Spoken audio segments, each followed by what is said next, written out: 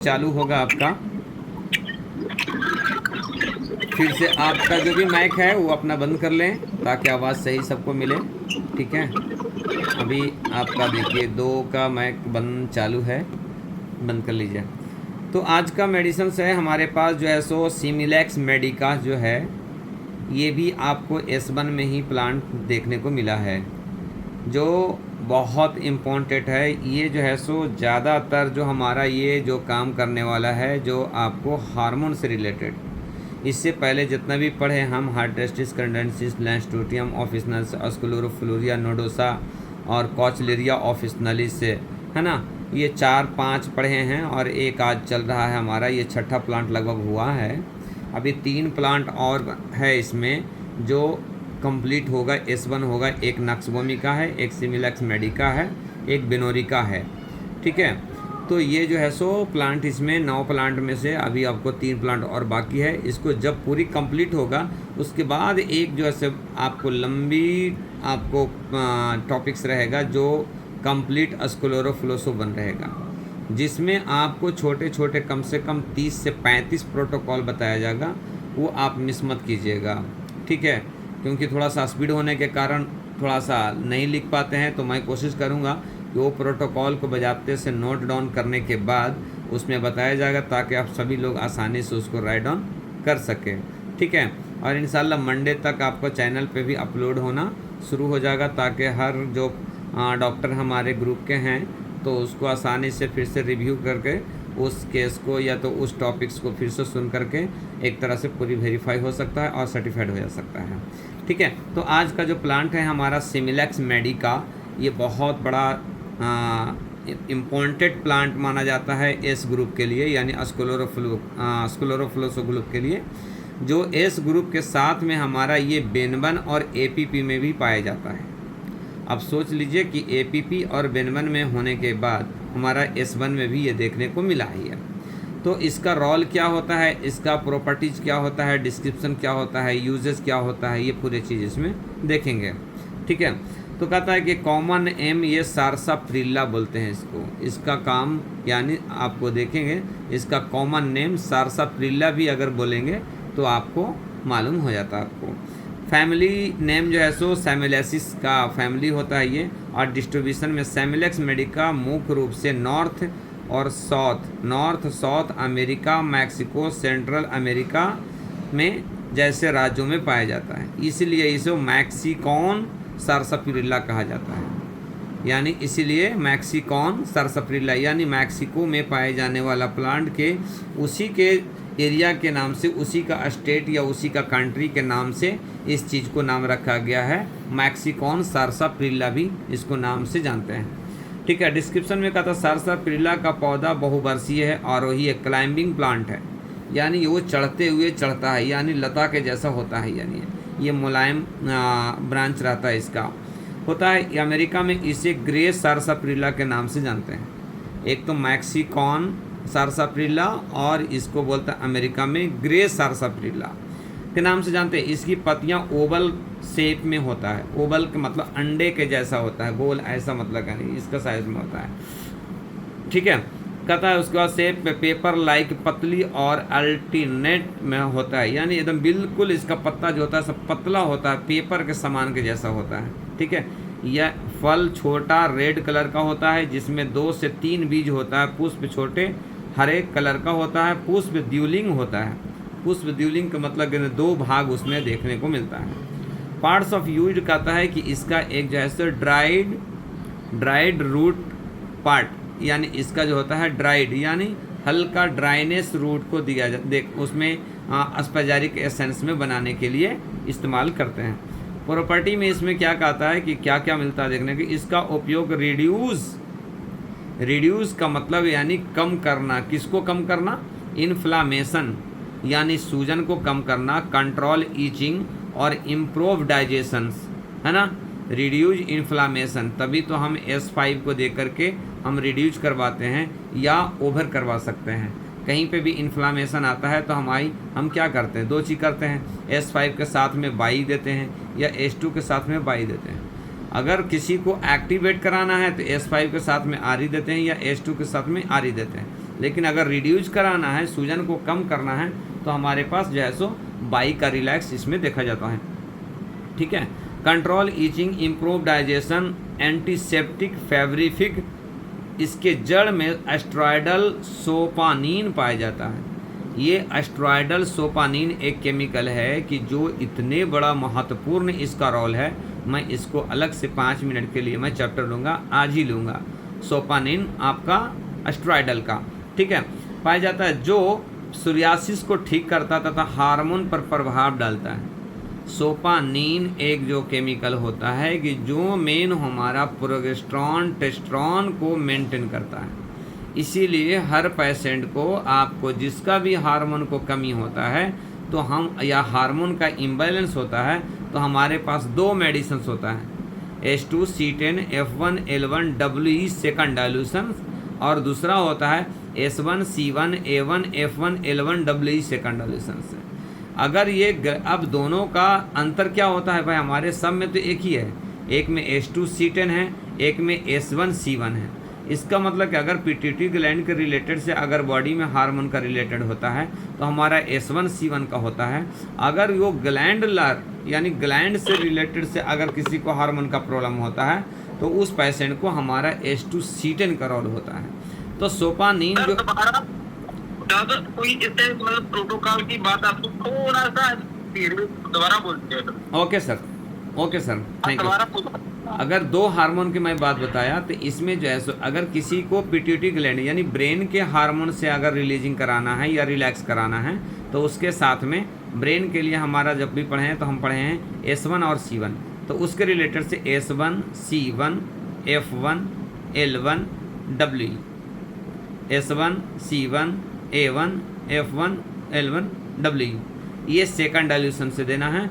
और दूसरा जो होता है सर, ग्लैंडुलर से सिक्रेशंस कराना है, यानी जैसा हमारा ऑर्गन पिट्यूटरी ग्लैंड हो गया, प्लस यूट्रस हो गया, ओवरी हो गया, फॉलोपियन ट्यूब हो गया, ये ऑर्गन से रिलेटेड या तो हो गया, यूट्रस में हो गया, तो हमारा वहाँ पे H2C10 F1 L1 WE, H2C10 F1 L1 WE, ये दोनों को सेकंड से अगर हम देते हैं तो बहुत अच्छा काम करेगा। और ये जो है सो 2 चीज़ में बहुत अच्छा काम करेगा, एक तो any type of the discharge, और दूसरा है कि लिकोरिया वगैरह जितना भी रहता है, स्टोमक यानी मेंस्ट्रुअल पीरियड के समय में अगर पेन जो होता है उसको भी ये कवर करता है। अगर रेगुलेट हार्मोन नहीं होता है तो उसको भी कवर करता है, प्लस पीरियड का अनबैलेंस रहता है, जैसे कभी ज़्यादा आया, कभी कम आया, कभी स्कैंटी आया, कभी स्पॉटिंग आया, तो उस कंडीशंस को भी ये नॉर्मल करता है। ठीक है। जो फिर सोरियासिस को सोपानीन पाया जाता है। सोपानीन एक हार्मोन जो होता है कि जो सोरियासिस में भी आपको कवर करता है तथा हार्मोन पर प्रभाव डालता है, खासकर वोमेन फर्टिलिटी को इम्प्रूव करता है, वोमेन फर्टिलिटी को इम्प्रूव करता है। इसीलिए ये सोपानीन के हार्मोन के यानी केमिकल के रिलेटेड से हमारा 2 मेडिसिन मॉडर्न साइंस बनाया है, जो प्रोजेस्टेरॉन और टेस्टेरोन, ये दोनों को अलग अलग फर्टिलिटी के रूप में आपको डॉक्टर इसको प्रिस्क्राइब करता है कि जब तक फर्टिलिटी आपको मेंटेन नहीं होता है, जब तक वो मेडिसिन देने को चाहे तो उसको इंजेक्शन बेस में हो या तो फिर उसको टैबलेट बेस में हो, उसका इस्तेमाल करता है। तो ये हमारा उस तरह से अगर हमारा मेडिसिन में अगर उसी तरह से हमारा S1 का रिलेटेड से अगर कंटिन्यू अगर लंबी डेट तक अगर लंबी टाइम तक अगर हम इसको इस्तेमाल करते हैं तो बॉडी में जो भी आपको हार्मोन का इम्बैलेंस रहेगा वो पूरे चीज़ को कवर करता है। तो हम 2 चीज़ देखेंगे कि एक ही चीज़ को माइनस भी करता है और प्लस भी करता है, बशर्ते कि हमारा डिजीज को डीप नॉलेज होना चाहिए और उसके लिए फिर हमारा मेडिसिन को भी डीप नॉलेज होना ज़रूरी होता है। ठीक है। कहता है कि अल्टरनेट मेडिसिन के रूप में यह digestive disorder, febrific, kidney trouble, gonorrhoea, scrofula और स्किन डिजीज में उपयोगी है। क्या कहता है? Kidney troubles. किडनी ट्रबल्स का मतलब क्या है? किडनी में कोई तरह के प्रॉब्लम अगर हो रहा है तो उस कंडीशन में भी हमारा जैसो ये हमारा कौन सा प्लांट है, हमारा सेमिलेक्स मेडिका का बहुत अच्छा रोल होता है। और इसका उपयोग रोमेटॉइड आर्थराइटिस या यूरिनेशन को बढ़ाता है। अब किसी को भी अगर रिमोटॉइड आर्थराइटिस है तो पक्का उसका किडनी का ट्रबल आने का चांस रहता है। तभी तो हम किसी भी जॉइंट आर्थराइटिस पेन को जब हम अगर क्योर करते हैं या मेंटेन करते हैं तो उस चीज़ को ठीक करने के लिए हमारा टॉक्सी क्लियर का अहम रोल होता है, ताकि वो ब्लड का फिल्ट्रेशन करके किडनी का न्यूट्रिशन मिले और किडनी में जो ब्लड का सिक्रेशन जो टॉक्सिनाइज होता है वो चीज़ को आसानी से डिटॉक्सिफिकेशन करके हमारा ब्लड को प्योरीफाई करने का रोल रहता है।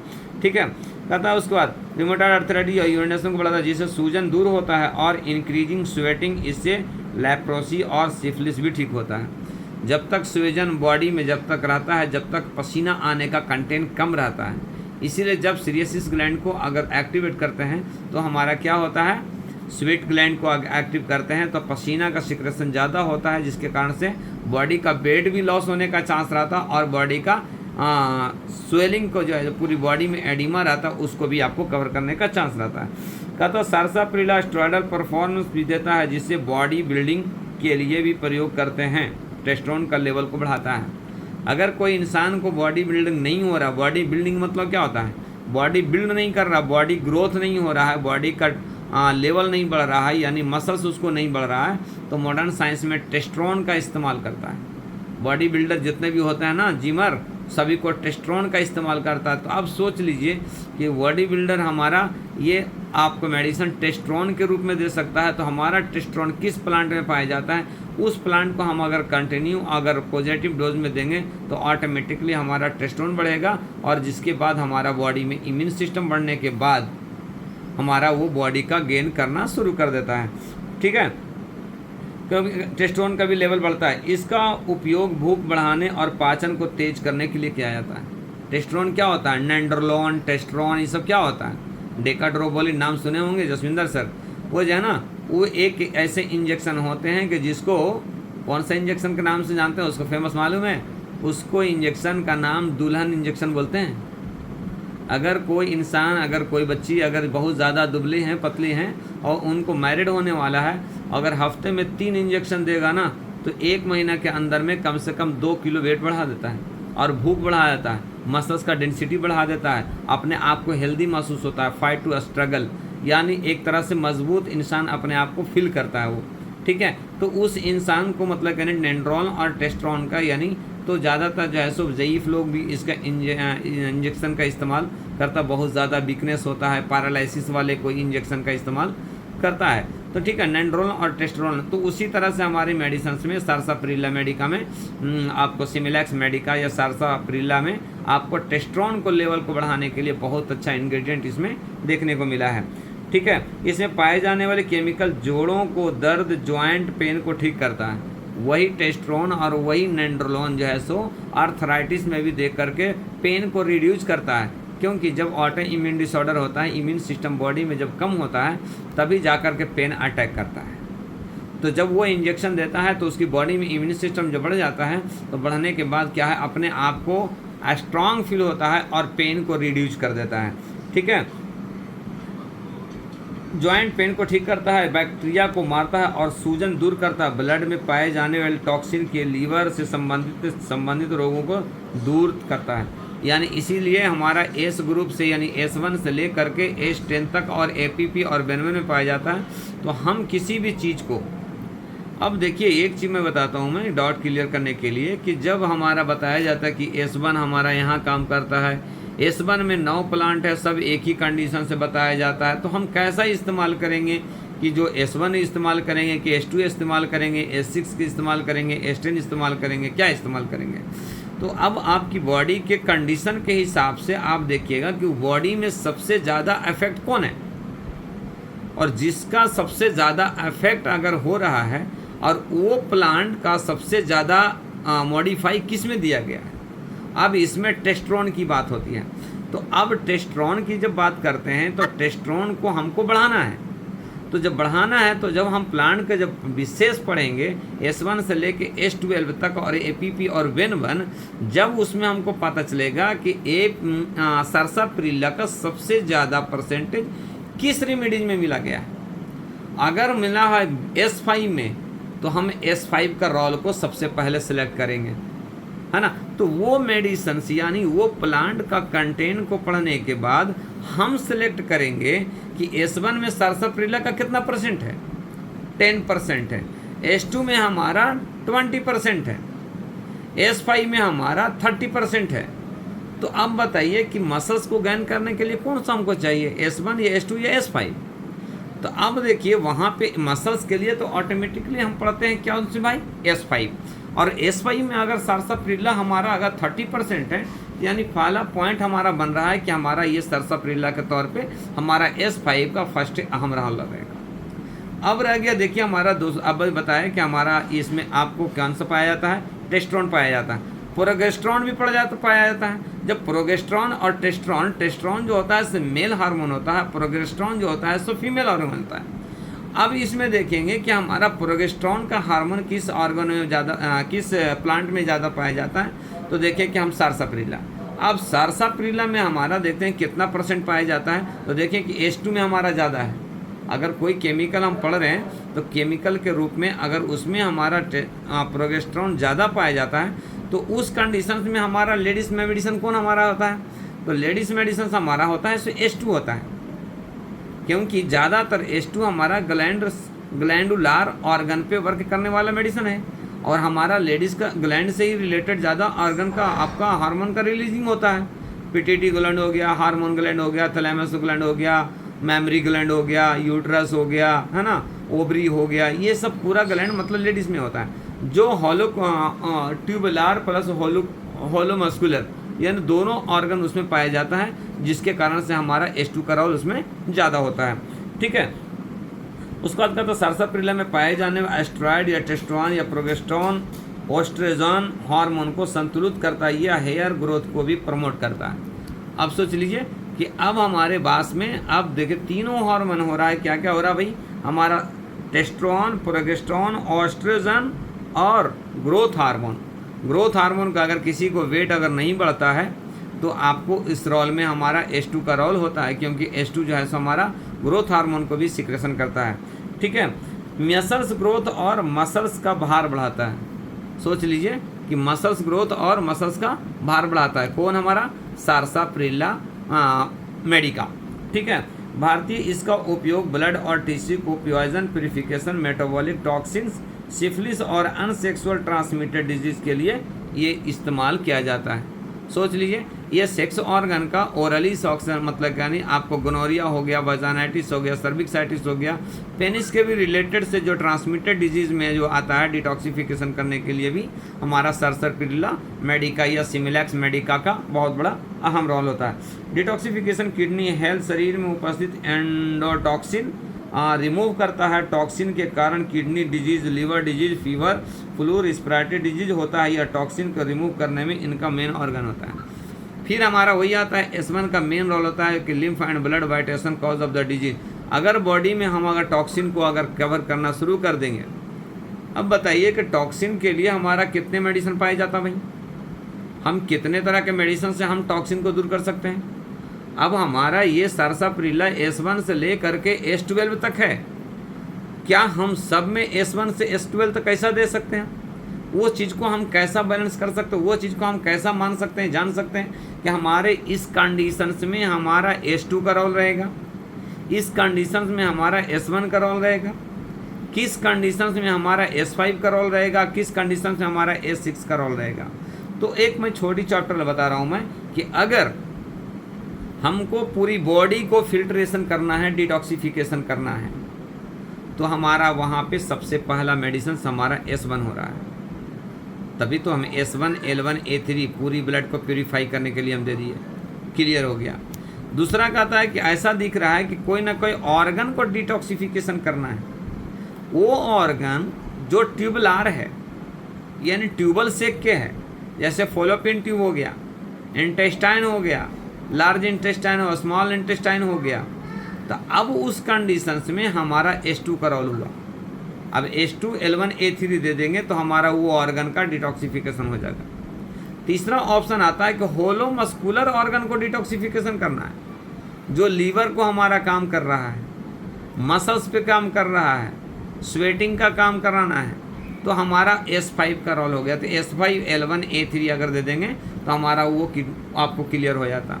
दूसरा कहता है कि हमारा लीवर किडनी से डिटॉक्सिफिकेशन कराना है, तो उस कंडीशंस में हम जानते हैं किडनी का मेडिसिन होता है S6, क्योंकि ये केमिकल जो है सो सर्साप्रिला मेडिका S1 से लेकर के S6 और S10 S12 तक पाया जाता है। तो उस कंडीशंस में अब देखिए हमको मालूम हो गया कि अगर नॉर्मल पूरे बॉडी को करना है तो S1 because S1 is the universal remedies, S2 is the glandular remedies, hollow muscular नहीं बल्कि ट्यूबुलर और सॉलिड ऑर्गन। तीसरा कहता है S3 में देखेंगे कि हमारा नर्व हो गया या तो स्किन का डिटॉक्सिफिकेशन करना है तो हमारा S3 का रोल हो जाता। हॉलो मस्कुलर का ऑर्गन और मसल्स और स्किन पे सुपरफिशियल स्किन को डिटॉक्सिफिकेशन करना है तो हमारा S5L1A3 हो गया। चौथा हमारा है कि किडनी का डिटॉक्सिफिकेशन कराना है तो हमारा यहाँ पे हो गया S6L1A3 हो गया। पांचवा जो है हमारा स्टोमक और इंटेस्टाइन और मेटाबॉलिक प्रोसेस को सुधारने के लिए करना है तो हमारा हो गया S10L1A3 हो गया। अगर हमारा आँख का डिटॉक्सिफिकेशन कराना है तो हमारा S12L1A3 हो गया।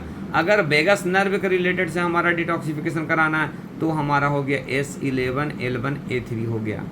तो हर बॉडी में हर जगह का डिटॉक्सिफिकेशन करने के लिए आपको ये जानकारी रखना ज़रूरी है। अब किसी का लीवर सिरोसिस हो गया, क्या हुआ भाई? लीवर सिरोसिस में सबसे पहले रोल हमारा S5 का होता है। अगर ग्लैंड का सिक्रेशन कराना तो S2 हो गया।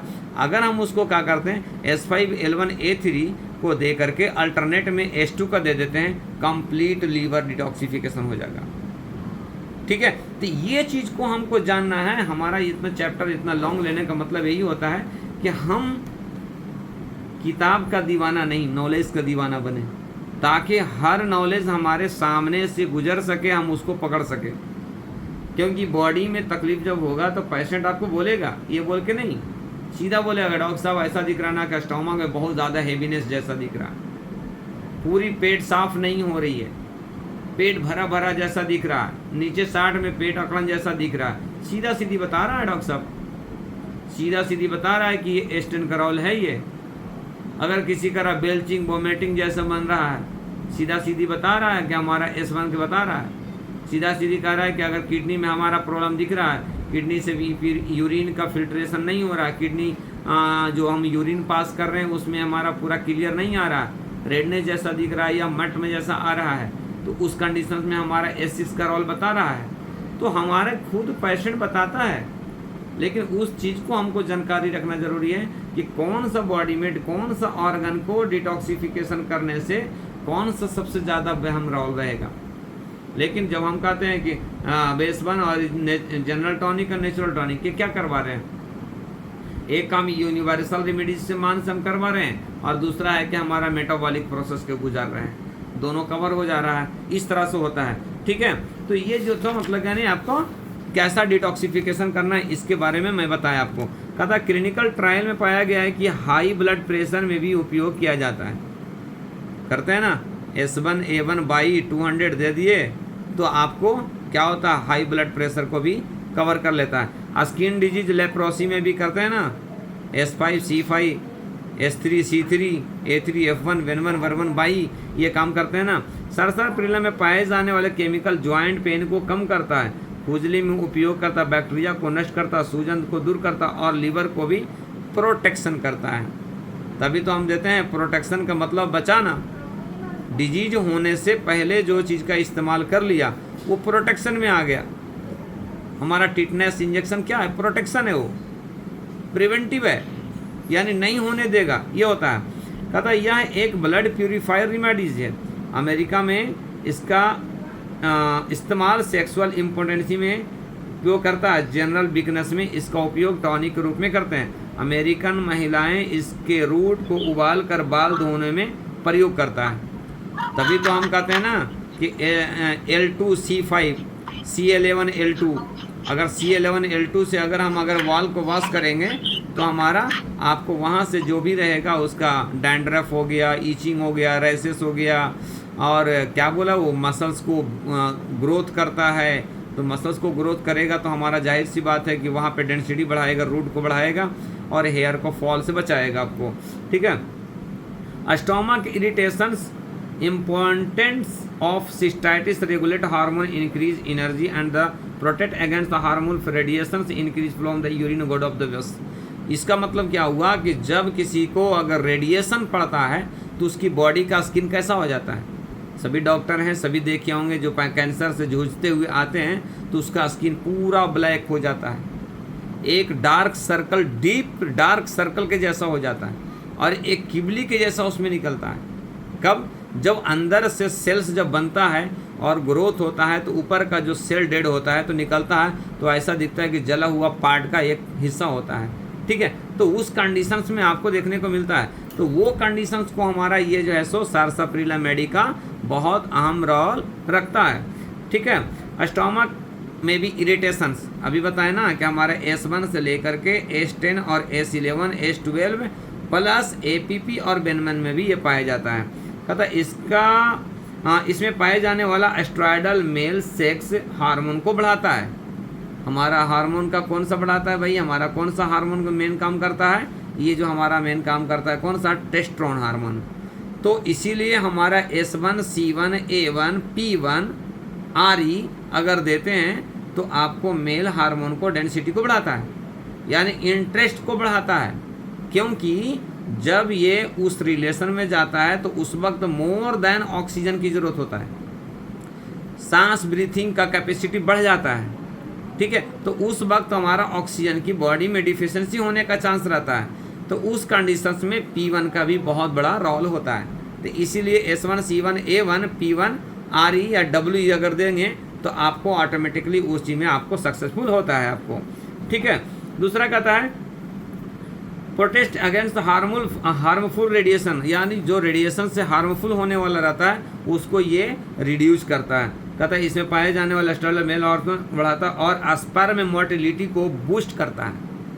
अब देखिए क्या कहता है, स्पर्म को मोटिलिटी को बूस्ट करता है। इसका मतलब क्या हुआ? मोटिलिटी का मतलब क्या हुआ? अब देखेंगे उसमें नन मोटाइल और मोटाइल, जब स्पर्म का जब जांच कराएंगे ना आपको सीमेन एनालिसिस, तो आपको ये मालूम होता है कि उसमें देखिएगा क्या बताएं, तो अभी बता रहा हूँ मैं।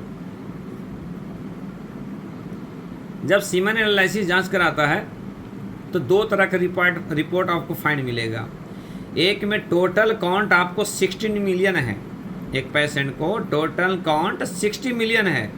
वो बंदा पेशेंट खुश है कि मेरे पास स्पर्म में कोई कमी नहीं है, लेकिन जब नीचे जाता है तो उसमें लिख रहा है क्या? 75% नन मोटाइल और 25% मोटाइल। अब इसका मतलब क्या हुआ? वो वहाँ पे स्पर्म जिंदा है लेकिन नॉट एबल टू फाइट, वो लड़ने के लिए तैयार नहीं है। Not able to fast run, वो तेज दौड़ने के लिए तैयार नहीं है, वो योग नहीं है। दौड़ने वाला कितना है? 25%। तो जब ये कंडीशंस रहता है, इसका मतलब क्या हुआ?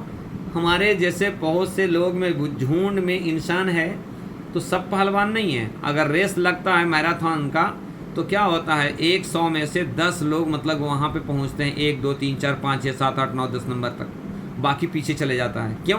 क्योंकि उसका उतना इम्यून सिस्टम नहीं था कि जो पछाड़ करके आगे जा सके। तो उसी तरह से हमारा ये जो है सो हमारा सारसाप्रिला मेडिका जो है सो क्या करता है, हमारा उसको स्पर्म का मोटाइल को बूस्ट करता है, यानी उसको एनर्जी को बढ़ाता है, एनर्जी को देता है। वो देने के बाद क्या होता है, उसका एनर्जी जब बूस्ट होता है तो वो रनिंग फास्ट करना शुरू कर देता है। तो ये हमारा सारसाप्रिला मेडिका जो है उस कंडीशंस में भी काम करता है। उसके बाद कहता है क्या, it has a tonic and specifically testogenic action on the body, stimulate the productions of the testone and the stimulate natural cortisone, है ना। Additionally sarsaparilla phytochemical have the progestonic action making a beneficial in the presentations. इसका मतलब क्या हुआ कि ज़्यादातर जो इसका एक्शन है हमारा ये सेक्स ऑर्गन पे हार्मोन के रिलेटेड से टेस्टोस्टेरोन, प्रोगेस्टेरोन, एस्ट्रोजन, ये जो है सो मेन इसमें रहा अहम रोल होता है। और आगे कहता है क्या, स्किन हेल्थ सारसाप्रिला सोरियासिस को भी ठीक करता है। सक्षम है 1942 में न्यू इंग्लैंड मेडिकल जर्नल में प्रकाशित रिपोर्ट में अनुसार पॉजिटिव डोज में सोरियासिस को रोक देने से जल्द ठीक हुआ है। इसी कहते हैं कि मतलब कि हमारा C11L2 का पिल्स हर स्किन डिजीज को देना ज़रूरी है। क्योंकि वहाँ पे हमारा इम्यून सिस्टम को बढ़ाने के लिए और उसको मोटिलिटी को बढ़ाने के लिए उसको बहुत ज़रूरी होता है। ठीक है, तो इसलिए हर स्किल में C11L2 का क्या है फॉर्मूला, A2S5C5L1।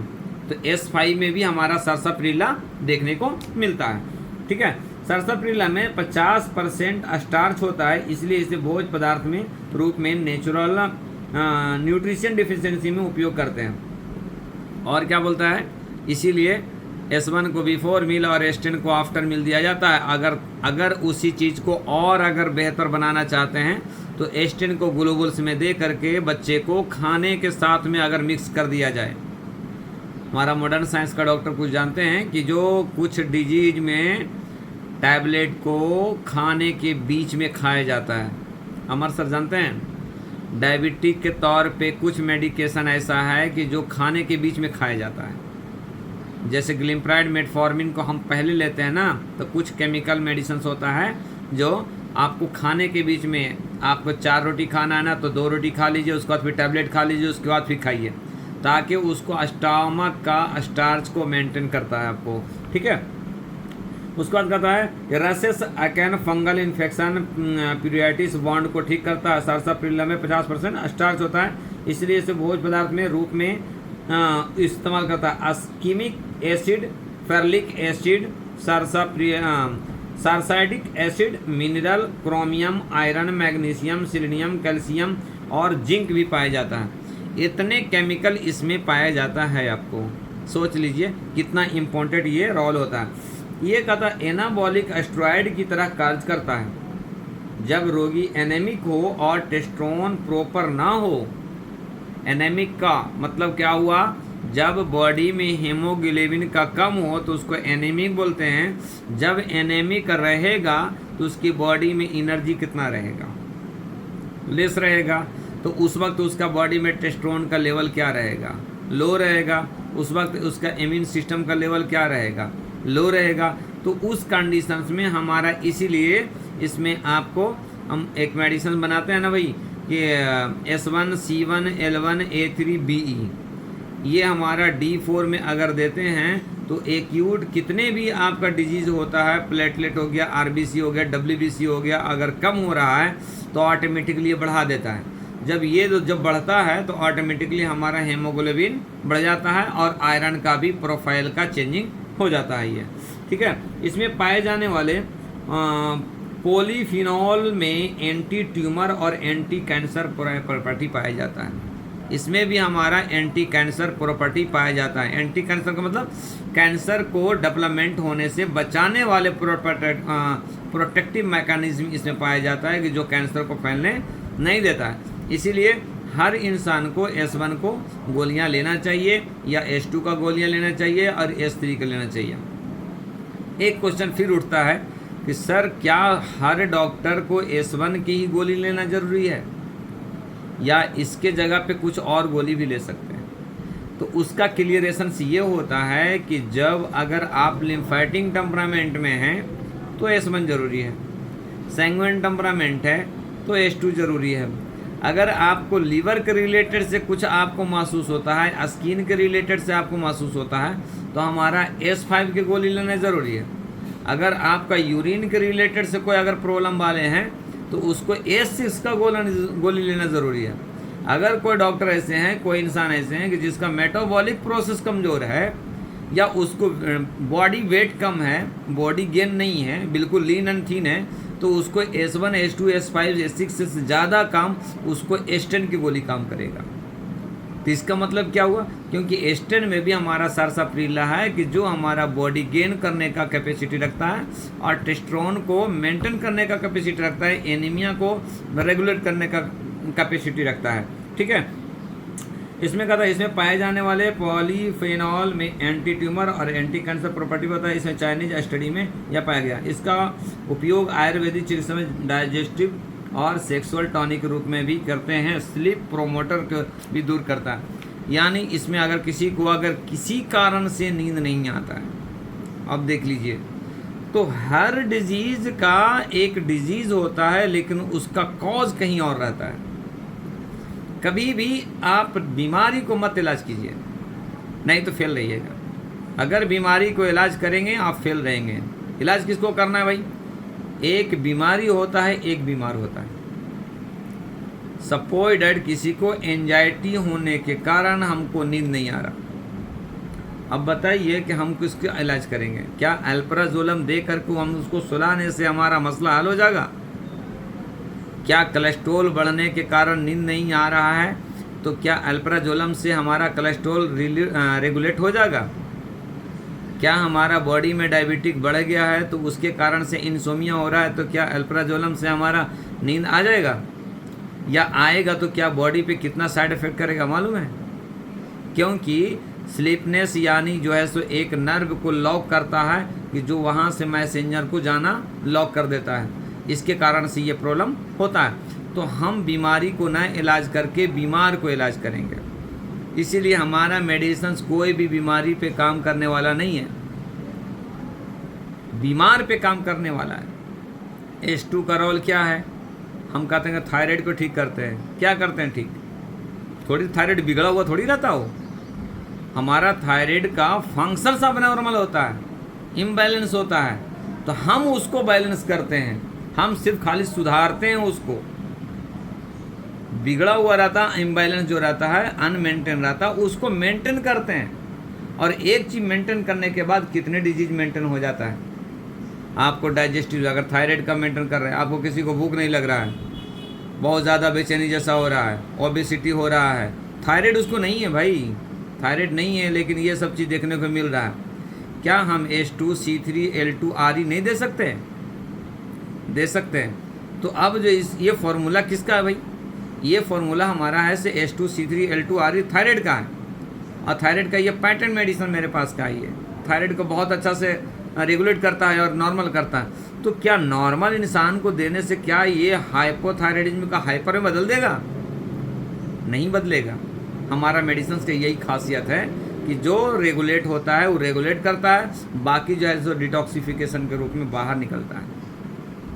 तो हमारा कहने का मतलब ये है कि जब भी कभी भी हम अगर उसको इलाज करते हैं तो हम उस चीज़ को देखेंगे कि हम क्या कर रहे हैं और क्या करना है, ये चीज़ को देखना बहुत ज़रूरी है। ठीक है, कहता है इनके रिसर्च में यह प्रमाणित हुआ है कि इसका उपयोग इन रोगों में ठीक करने के लिए करते हैं, यानी ठीक करने के लिए इस्तेमाल करते हैं। क्या क्या भाई? Cancer and tumour growth, cancer और ट्यूमर ग्रोथ को मेंटेन करने के लिए। दूसरा cough and cold, respiratory tract. अब कैंसर एंड ट्यूमर ग्रोथ को, सेल्स को रोकने के लिए कौन सा मेडिसिन हमारे पास है भाई? सेल्स। ट्यूमर ग्रोथ कहाँ होता है भाई? ऑर्गन में होता है। ऑर्गन में क्या होता है भाई? टिश्यू होता है। टिश्यू में क्या होता है भाई? सेल्स होता है। तो ग्रोथ क्या हुआ? सेल्स हुआ। हम किसको ठीक करेंगे? ऑर्गन को ठीक करेंगे, सिस्टम को ठीक करेंगे, टिश्यू को ठीक करेंगे, या तो सेल्स को ठीक करेंगे। जो सेल्स ग्रोथ हो रहा है उस चीज़ को हम बैलेंस करेंगे। इपिथेलियल सेल का इंटरनल पार्ट्स में ग्रोथ हो रहा है, उसको देखेंगे आप। ठीक है। दूसरा कहा था cough and cold. Cough and cold में क्या हो रहा है भाई? कफ एंड कोल्ड में जो म्यूकस जो वर्क करना चाहिए, जो म्यूकस जितना बनना चाहिए, वो म्यूकस ना तो ऑर्गन के थ्रू से आपको ज़्यादा बने या तो कम बने, यही हो गया कफ कोल्ड। तो अगर ज़्यादा बन रहा है तो उसको हम कम करेंगे, कम बन रहा है तो उसको स्टिमुलेट करेंगे, ये चीज़। तीसरा rheumatoid arthritis, pain joint and the पेरेमेटिज्म। अब रिमोटाइड में क्या हो रहा है भाई? आर्टिकुलर कार्टिलेज का रिड्यूस हो जाना, इसका मतलब फ्लूइड को वहाँ पे कमी हो जाना, तो हम उसको फ्लूइड को मेंटेन करेंगे, तो हमारा H2C2 का रोल हो जाता है। D4 में देते हैं आर्टिकुलर कार्टिलेज जो है सो हमारा ओपन हो जाता, ओवर हो जाता, बढ़ जाता, ठीक हो जाता। Skin problem, eczema, psoriasis, fungus, बॉन्ड, अल्सर, रिंगवर्म। रिंगवर्म क्या होता है भाई? उसमें क्या होता है? यानी स्किन में मॉइस्चरिंग का कैपेसिटी कम हो जाता है, जो स्वीट ग्लैंड का जो फंक्शंस रहता है कम हो जाता है, ड्राइनेस हो जाता है, जिसके कारण से इरप्शन हो जाता है, ऑक्सीजन की लेवल वहाँ पे कम हो जाता है। तो हमारा फिर क्या होगा भाई? सुपरफिशियल रहा तो S5C5 का रोल है, अगर डीप रहा S3C3 का रोल है। चौथा कहता है muscles pain and the weakness. फिर आ गया मसल्स पे, तो हमारा S5 का रोल है, अगर हमारा वीकनेस है तो यानी मसल्स पेन प्लस वीकनेस, इसका मतलब है उसका टेस्टोस्टेरोन का लेवल को कम होना। देखते हैं ना, जिम करता है तो उसको मसल्स पेन कुछ नहीं होता है, क्यों नहीं होता भाई? अपन अगर जाते हैं, अगर कर लेते हैं एक दिन तो ये हाथ उठाया तो ये ऐसा हो रहा है, टेढ़ा चल रहा है स्टाइल में, तो क्यों होता है? क्योंकि हमारा टेस्टोस्टेरोन लेवल कम था, कैपेसिटी नहीं था, हम ओवरवेट कर लिए, मसल्स क्रैम्प आ गया, वो खिंच गया वो, ठीक है। कहता गॉट, गठिया, गठिया कहाँ से भाई? वो हमारा किडनी के रिलेटेड से है, तो हमारा S6 का रोल है वहाँ पे। हेडेक, हेडेक बोले तो अब हेडेक में आएंगे, डिफाइन करेंगे तो बहुत तरह के हेडेक में, cluster headache, migraine headache, stress headache, ये एपिगैस्ट्रिक हेडेक यानी गैस बनने के भी कारण हेडेक होता है, इंसोमिया हेडेक, प्लस बहुत सा हेडेक होता है, इंजरी हेडेक, है ना। इंडाइजेशन, ये हमारा स्टमक से रिलेटेड आता है। लीवर डैमेज, कहता है infection such as the sexual transmitted disease like the syphilis और द गोनोरिया, जो एक डिजीज में एक पर्सन से दूसरे पर्सन में ट्रांसमिटेड डिजीज होता है बाइसेक्सुअल, उसको हम गोनोरिया बोलते हैं। तो यानी वजाइना और सर्विक्साइटिस और यूट्रस के रिलेटेड से ये डिजीज जो स्प्रेड होता है उसको हम देख सकते हैं, ठीक है। बास करने से भी काम कर सकता है। ब्लोटिंग फ्लूइड रिटेंशन, ब्लोटिंग यानी पानी के जैसा बाहर निकलना, कहता है यह स्किन हेल्थ और आई हेल्थ को प्रमोट करता है। यूरोपियन इसका उपयोग ब्लड क्लींसर के रूप में यानी ब्लड क्लीनर के रूप में इसका उपयोग करता है, ठीक है। सिफिलिस की ये इफेक्टिव मेडिसिन होता है, ये जो आपको सिमिलैक्स मेडी का सबसे ज़्यादा जो पाया जाता है हमारे पास जो है सो, किसमें आपको बेनवन में 20% पाया जाता है ये। तो सोच लीजिए यानी हर कहीं पे भी अगर टेस्टोस्टेरोन की बात आता है तो आप उसको साथ में बेनवन का इस्तेमाल करके आप उसको रेगुलेट कर सकते हैं। ये जो था से आपका सर्सपिरिल्ला मेडिका का मेन पॉइंट था। अगर देखा जाए तो इसमें इतने केमिकल हैं, कल का इसका केमिकल ज़रूर बताऊंगा क्योंकि 2-3 केमिकल इसमें जो टेस्टोस्टेरोन कैसा काम करता है और जो बताया सोपानिन जो काम करता है, 2 केमिकल के विशेष चैप्टर मैं लूँगा इंशाल्लाह, ठीक है।